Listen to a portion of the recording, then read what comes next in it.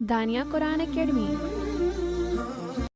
یہ قرآن وہ رستہ دکھاتا ہے جو سب سے سیدھا ہے، اور مومنوں کو جو نیک عمل کرتے ہیں بشارت دیتا ہے کہ ان کے لیے اجر عظیم ہے۔ نحمده ونصلي على رسوله الكريم اما بعد فاعوذ بالله من الشیطان الرجیم بسم اللہ الرحمن الرحیم۔ السلام علیکم ورحمۃ اللہ وبرکاتہ۔ امید ہے آپ سب خیریت سے ہوں گے، انشاءاللہ جہاں ہوں گے ایمان اور صحت کی نعمت سے مالا مال ہوں گے۔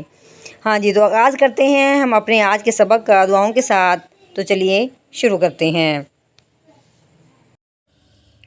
اللہم صلی علی سیدنا و مولانا محمد وعلی آل سیدنا وعلى آل سيدنا ومولانا محمد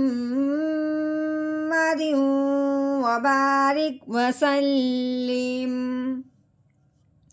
رب اشرح لي صدري ويسر لي أمري واحلل عقدة من لساني يفقه قولي۔ رب زدنا علما رب زدنا علما رب زدنا علما۔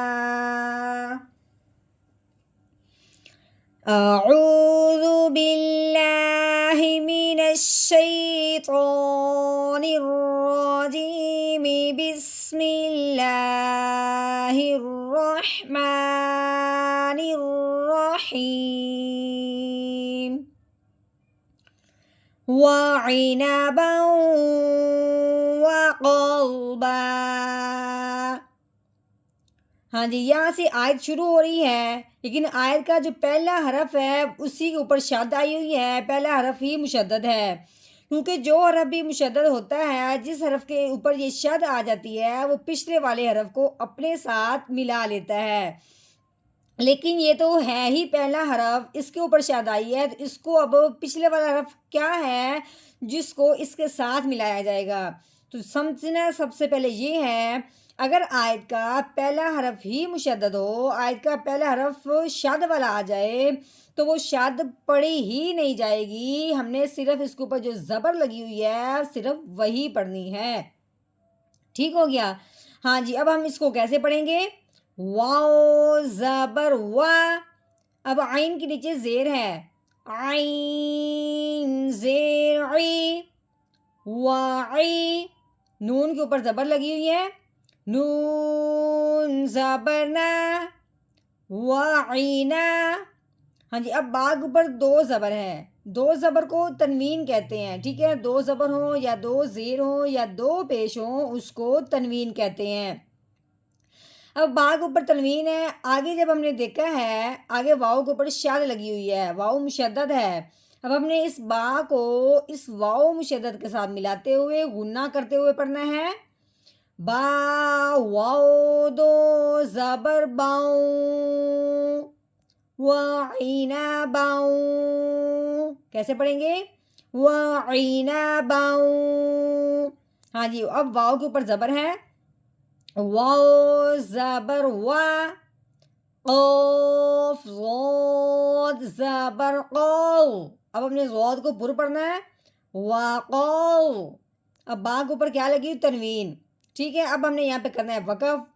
پہلے ہم نے پڑھنا ہے با دو زبر بن، یہ تب پڑھنا ہے جب ہم نے یہاں پہ وقف کرنا ہے، ٹھیک ہے؟ اب آگے جو ہے، آگے ہے واؤ کے اوپر شاد لگی ہوئی ہے۔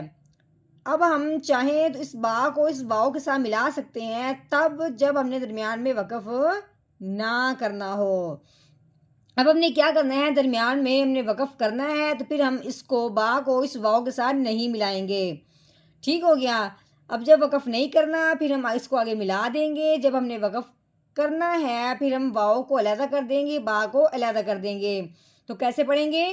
با دو زبر بن، وقو بن۔ اب ہم نے پڑھنا ہے وقف کرنا ہے.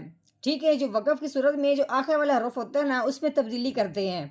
کیا تبدیلی کرنی ہے کہ اس کے اوپر جو 2 زبر لگی ہوئی ہیں ایک زبر کو گرا دینا ہے. جب 2 زبر میں سے ایک زبر کو گرائیں گے پیچھے رہ جائے گی ایک زبر. ٹھیک ہے, اب اپنے تصور میں یہ سوچنا ہے کہ یہاں پہ ایک زبر ہے. جب ایک زبر ہے, الف سے پہلے حرف پہ ایک زبر ہو تو اسے ایک الف کے برابر لمبا کرتے ہیں. اب ہم نے ایک لفظ زبر تو گرا دی تھی, پیچھے ایک زبر ہے تو اب ہم نے اس کو کیا پڑھنا ہے, با الف زبر با, یہ بن جانا ہے. پہلے ہم نے پڑھا تھا با دو زبر بن وقو بن, وقف کی صورت میں آگے وقف وقو با. جب ہم نے بنایا نا با الف زبر با, وہی آواز نکلے گی کیونکہ پیچھے ایک زبر رکھی ہم نے. وقو با وعنبا وقوبا.